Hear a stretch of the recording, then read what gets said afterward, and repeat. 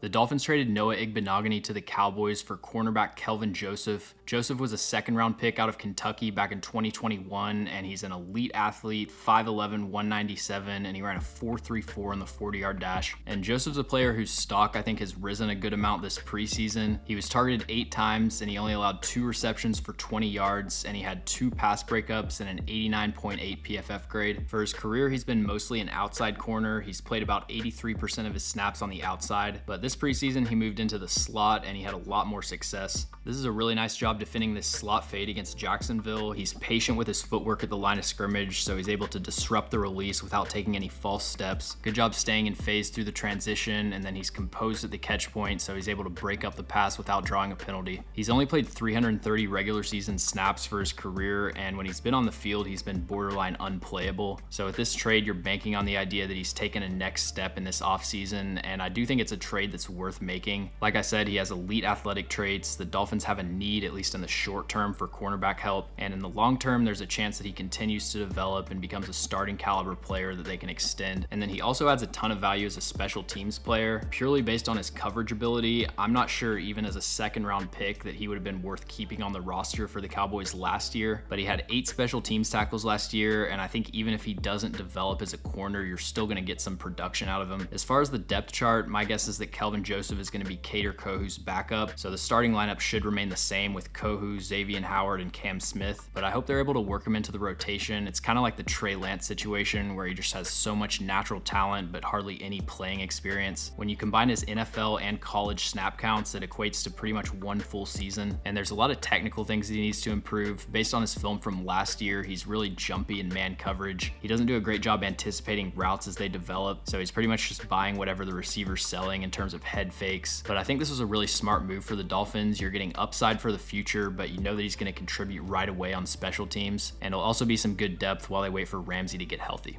Thanks for watching. If you enjoy the video, make sure to like and subscribe. Also, let me know in the comments any NFL players or teams that you'd like me to cover.